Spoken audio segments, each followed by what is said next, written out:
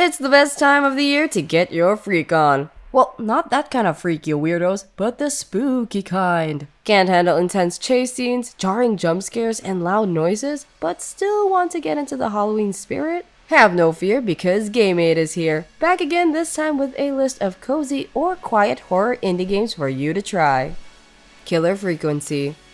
There's nothing cozier than being a late-night host for a small town's radio station busting out tunes in the 80s. Everything is business as usual until a serial killer from 50 years ago suddenly returns and murders the sheriff and reroutes all 911 calls to the radio station. It's now up to Forrest to help the local 911 callers make decisions to avoid becoming past tense and finally solve the case plaguing this town once and for all.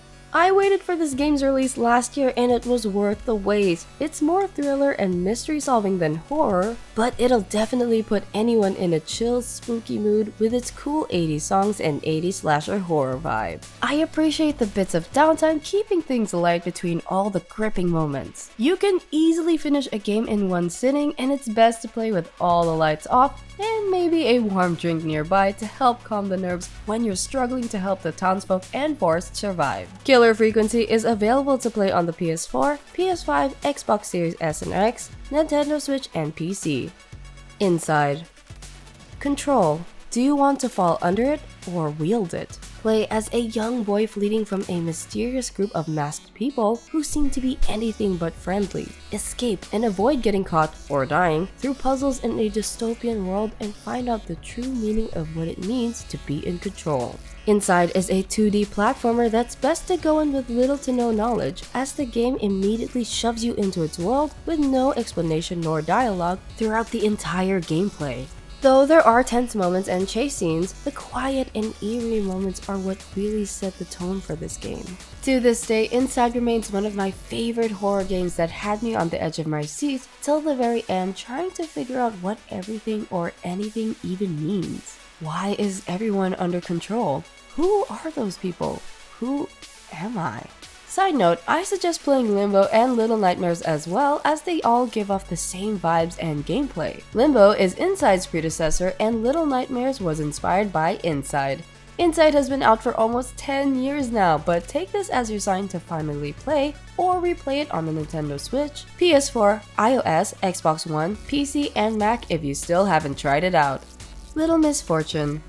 Meet Little Misfortune. She lives in a little house with her little family. She's a sweet girl, but there's something peculiar about her, especially that increasingly suspicious narrator that tells her where to go and what to do. Follow Little Misfortune on this strange adventure and see where this road takes her.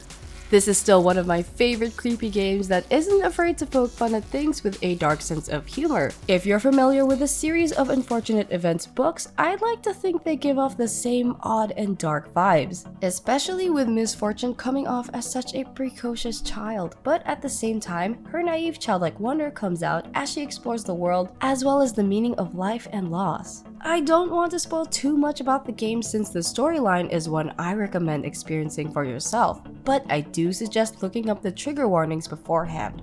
Try out or revisit Little Misfortune for Halloween on the Android, iOS, PC, Mac, PS4, Xbox One, and Nintendo Switch. Slay the Princess. It's a game where your task is to slay the princess or else the world will come to an end. Sounds simple enough, right? Well, not everything is what it seems. Who do you believe? Who is lying? Does anything mean anything? Find out when you slay the princess. Or not, it's all up to you.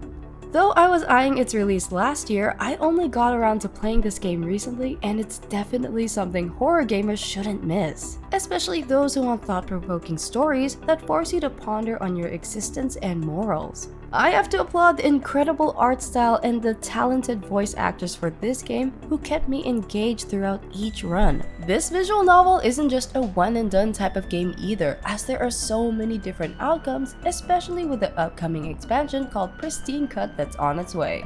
Now's the best time to play Slay the Princess as the Pristine Cut releases on October 24, available on the PC, PS4, PS5, Nintendo Switch, and Xbox. Dredge. There's nothing scarier than the unknown that lurks beneath us in the deep waters. In Dredge, you play as a fisherman who has to pay off his debt to the mayor by going out into the water to catch all sorts of fish. Along the way, you meet new people as you explore the islands, but also start to uncover a dark mystery that slowly comes to the surface. Do your best to make it back before the sun sets, or else something else might set its eyes upon you.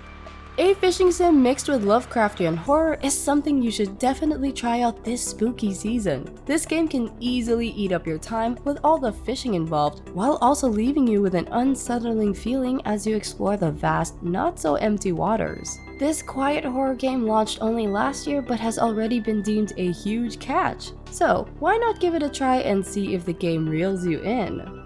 Play Dredge and their latest expansion that recently launched a few months ago on PC, Nintendo Switch, PS4, PS5, Xbox Series XS, and Xbox One consoles.